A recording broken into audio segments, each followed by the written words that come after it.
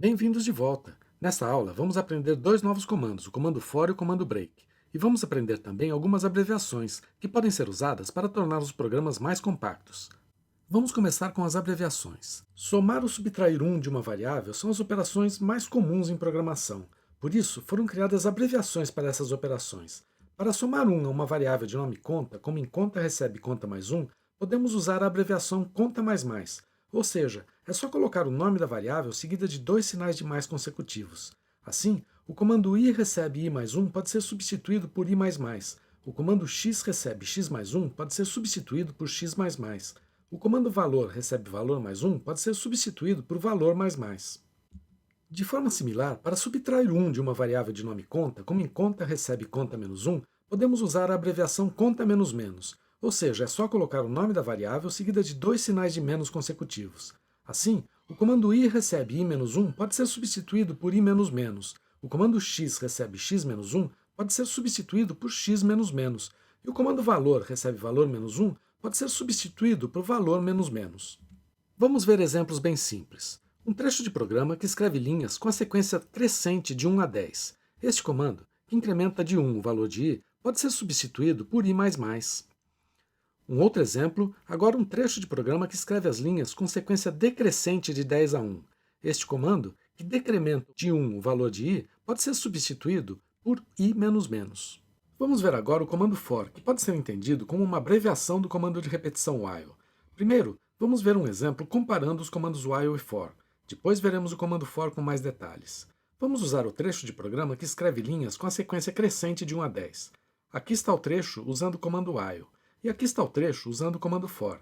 Podemos ver que os mesmos elementos que aparecem no comando while aparecem também no comando for, embora em posições diferentes. A inicialização do contador i, a expressão lógica que controla a repetição e o incremento do contador. Como podemos perceber, o comando for é mais compacto do que o comando while, mas tem os mesmos elementos que usamos no comando while. Vamos ver então o formato geral do comando for. O comando inicia com a palavra reservada for, que em inglês quer dizer para. Depois vem três elementos dentro de um par de parênteses. Os três elementos são comando inicial, expressão lógica e incremento, separados por ponto e vírgula. E finalmente o bloco de comandos que deve ser repetido. Aqui está novamente o exemplo de comando for que escreve 10 linhas com a sequência crescente de 1 a 10. Vamos ver o que acontece na execução do comando for. Primeiro, executa o comando inicial, que normalmente é a inicialização do contador da repetição, como no exemplo i recebe 1. Depois, computa a expressão lógica. Se o resultado da expressão lógica é verdadeiro, executa o bloco de comandos. Ao final do bloco de comandos, executa o incremento. E então, volta a executar o passo 2, ou seja, computa novamente a expressão lógica, e tudo se repete. Quando o resultado da expressão lógica é falso, o comando termina. Mais uma vez, aqui está o comando while correspondente. Você pode ver que o comando for executa exatamente os mesmos passos que o comando while mostrado. Inicializa o contador, verifica a expressão lógica, se for verdadeira, escreve o valor de i na saída, incrementa o contador e volta a verificar a expressão lógica. Quando a expressão lógica dá resultado falso, o comando termina. Um último exemplo simples de uso do comando for. Um programa que escreve um retângulo de asteriscos de n linhas por m colunas. Ou seja, se a entrada é 3, 5, escreve na saída 3 linhas com 5 asteriscos cada uma. E aqui está um programa usando comandos for encaixados. Declara as variáveis, lê os valores de n e m, usa um comando for com um contador i para repetir cada linha, usa um comando for com um contador j para repetir cada coluna, e em cada coluna escreve um asterisco. Note que não precisamos usar chaves porque o bloco de comandos tem apenas um comando. Ao final de cada linha, escreve o caractere final de linha. Dá para ver que o comando for é mais compacto e o programa fica com menos linhas. Mas o comando for e o comando while executam exatamente os mesmos passos e, assim, não há vantagem em termos de eficiência ou de velocidade de execução do programa. É apenas uma questão de conveniência. Dependendo da situação, você pode escolher usar while ou for. Agora o comando break. Quando precisamos interromper a execução de um comando de repetição, while ou for, usamos o comando break. Break, em inglês, significa parar ou interromper. Veja um exemplo simplório do uso de break. Declara uma variável contadora, um comando for para i a partir de 10 enquanto i menor ou igual a 1000, escreve uma linha com o valor de i, e aqui verifica se i é igual a 12. Se é, interrompe a execução do comando de repetição. Ao final, escreve a palavra fim na saída. Como o programa executa o comando break quando i é igual a 12, ele escreve apenas 3 valores na saída, 10, 11 e 12, embora o comando tenha sido programado para escrever até o valor 1000. Vamos agora praticar os comandos for e break resolvendo uma tarefa. Joana criou um canal no YouTube que tem feito muito sucesso. Desde o primeiro dia, diariamente Joana anota o número de visualizações de vídeos do seu canal no que ela chamou de lista de audiência. Joana quer saber se sua lista de audiência é estritamente crescente, ou seja, cada valor na lista é maior do que o anterior. Por exemplo, se a entrada é esta, a resposta é sim, e escrevemos S na saída, porque 199, 200, 210 e 232 são estritamente crescentes. Mas se a entrada é esta outra, a resposta é não, e escrevemos N na saída, porque a lista contém um elemento que não é estritamente maior do que o elemento anterior. Podemos resolver esse problema usando duas variáveis para percorrer a lista. A variável anterior é inicializada com o primeiro valor da lista. A variável corrente é inicializada com o segundo valor da lista. A cada iteração, comparamos as duas variáveis para ver se a lista é crescente. Então, atualizamos a anterior para ter o mesmo valor corrente e lemos outro valor da lista para a variável corrente. Compara, atualiza anterior, lê outro valor para a corrente, compara e assim por diante. Se descobrirmos que a lista não é crescente, sabemos que a resposta é N e podemos parar de ler novos valores. Vamos usar o ambiente Saci para escrever a solução para esse problema. Bem, nós vamos resolver o exercício 1. Para ficar mais confortável, eu vou aumentar a área de trabalho, clicando aqui na barra separadora, e vou também aumentar um pouco o tamanho das letras. Pronto. Agora eu vou remover este comentário e colocar informações sobre o programa.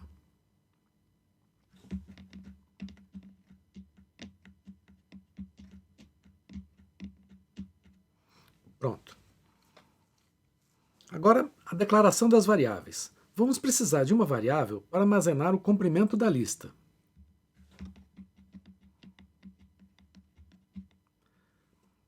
E um contador para repetição.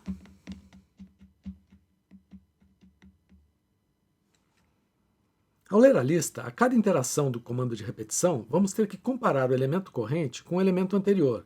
Então, precisamos dessas duas variáveis, elemento corrente e elemento anterior.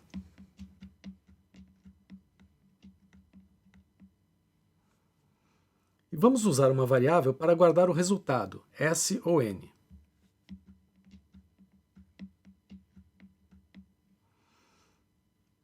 Vamos começar lendo o comprimento da lista. E aqui uma dica. Sempre que tem um comando usando parênteses, eu primeiro digito os dois parênteses, o abre, o fecha e o ponto e vírgula. Depois, volto o cursor com a tecla de setinha para a esquerda do teclado e digito o que vem dentro dos parênteses. Então, vou com o cursor para frente com a tecla de setinha para a direita e continuo a digitar. Isso evita que eu fique me preocupando em lembrar de fechar os parênteses que eu já abri. É muito útil para parênteses e também para chaves de comandos. Agora, temos que inicializar o valor da variável anterior. Como não sabemos os limites dos valores da lista, o melhor é ler o primeiro valor da lista.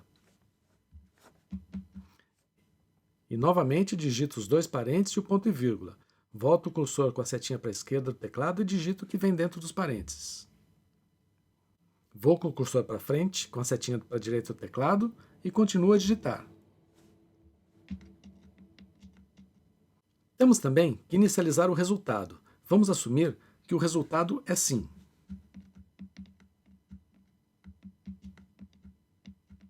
Ao final, nós vamos simplesmente escrever na saída o valor de resultado. Agora, o comando for. Como tem parênteses, eu faço a mesma coisa. Digito os dois parênteses, seta para a esquerda e o que vem dentro dos parênteses. Note que temos que ler um valor a menos, porque o primeiro valor da lista já foi lido, então o i varia de 2 até n. Cursor para a direita com a tecla seta para a direita e continuo. E faço a mesma coisa com as chaves.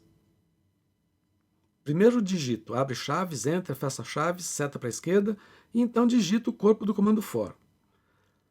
Vamos ler um valor da lista para a variável corrente.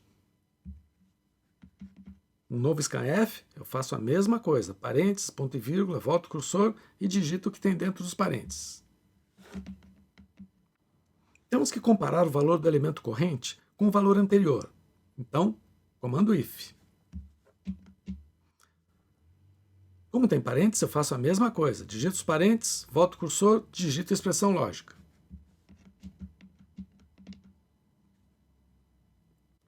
Outro par de chaves, faço a mesma coisa. Bem, se corrente é menor ou igual ao anterior, então a lista não é estritamente crescente. Portanto, a resposta é não. E aqui eu atualizo o resultado.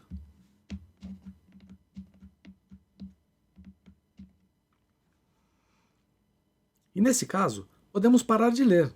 Então, usamos um comando break.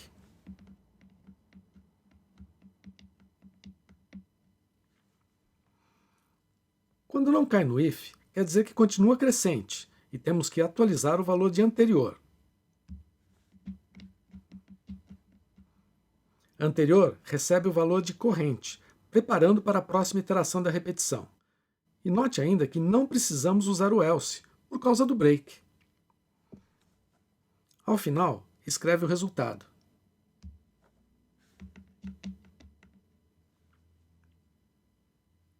Comando printf, como tem parênteses, a mesma coisa. Abre parênteses, fecha parênteses, ponto e vírgula. Agora, volta o cursor e escreve o que tem dentro do parênteses. Pronto. Agora temos que testar o programa. Vamos verificar o programa com a entrada exemplo. Executa. Resposta é sim, está correto. Vamos mudar então aqui para fazer uma sequência não crescente. Aqui eu vou colocar 10. Então, 10, 30, 40, 41 e 10. Vamos executar. Executa. Não. Correto. É bom testar também casos especiais, como por exemplo uma lista com um único valor. Um valor e qualquer valor. 100. Tem que ser crescente. É um único valor. Resposta, sim. Correto. Ok, vamos então tentar submeter. Submete. Perfeito. E aqui termina esta aula. Faça agora os exercícios associados no ambiente de programação Saci. E até a próxima!